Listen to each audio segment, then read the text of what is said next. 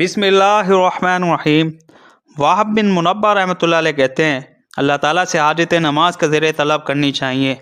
پہلے لوگوں کو جب کوئی حادثہ پیش آتا تو نماز کی طرف ہی متوجہ ہوتے تھے، جس پر بھی کوئی حادثہ گزرتا وہ جلدی سے نماز کی طرف رجوع کرتا۔ کہتے ہیں کہ کوفہ میں ایک قلی تھا جس پر لوگوں کو بہت اعتماد تھا، امین ہونے کی وجہ سے تاجروں کا سامان روپیہ وغیرہ بھی لے جاتا تھا۔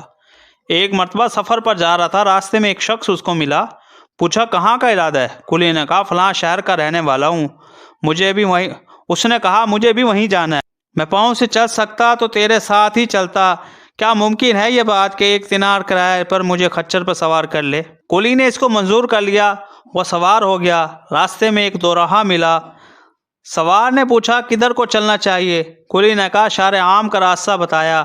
سوار نے کہا یہ دوسرا راستہ قریب کا ہے، جانوروں کے لیے بھی سہولت کا ہے اور اس پر سبزہ بھی خوب ہے۔ قلی نے کہا میں نے یہ راستہ دیکھا نہیں۔ سوار نے کہا میں نے بارہا اس راستے پر چلا ہوں۔ قلی نے کہا اچھی بات ہے، اسی راستے کو چلتے ہیں۔ تھوڑی دور چل کر وہ راستہ ایک وحشتناک جنگل پر ختم ہو گیا جہاں بہت سارے مردے پڑے ہوئے تھے۔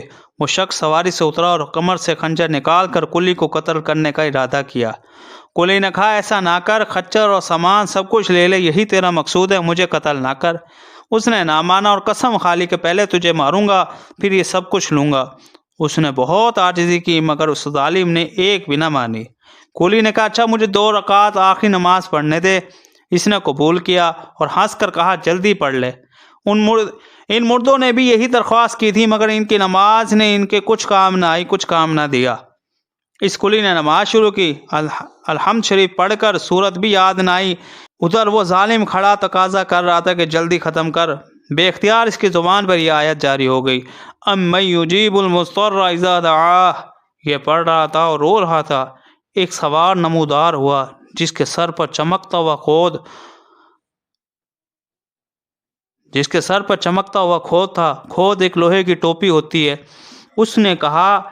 اس نے نیزہ مار کے ظالم کو ہلاک کر دیا۔ جس جگہ وہ ظالم مر کر گرا اس جگہ آگ کے شعلے نکلنے لگے۔ یہ نمازی بے اختیار سجدے میں گر گیا، اللہ کا شکر ادا کیا۔ نماز کے بعد اس سوار کی طرف دوڑا اور اس سے پوچھا خدا کے واسطے اتنا تو بتا دو تم کون ہو، کیسے آئے ہو؟ اس نے کہا میں امن یجیب المضطر کا غلام ہوں، اب تم امن میں ہو، جہاں جانا چاہو چلے جاؤ۔ یہ کہہ کر چلا گیا۔ در حقیقت نماز ایسی ہی بڑی دولت ہے کہ اللہ کی رضا کے علاوہ دنیا کے مصائب سے بھی اکثر نجات کا سبب بن جاتی ہے۔ سکون قلب تو حاصل ہی ہوتا ہے۔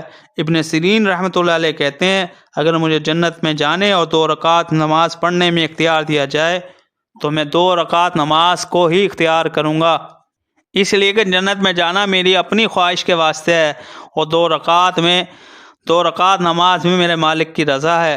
حضور صلی اللہ علیہ وسلم کا ارشاد ہے بڑے قابل رشک ہے وہ مسلمان جو ہلکا پھلکا ہو، یعنی اہل و عیال کا زیادہ بوجھ نہ ہو، نماز سے وافر حصہ اس کو ملا ہو، روزی صرف گزارے کے قابل ہو، جس پر صبر کرے اور عمر گزار دے، اللہ کی عبادت اچھی طریقے سے کرتا ہو، گمنامی میں پڑا ہو، جلدی سے مر جائے، نہ زیادہ میراث ہو نہ رونے والے زیادہ ہوں۔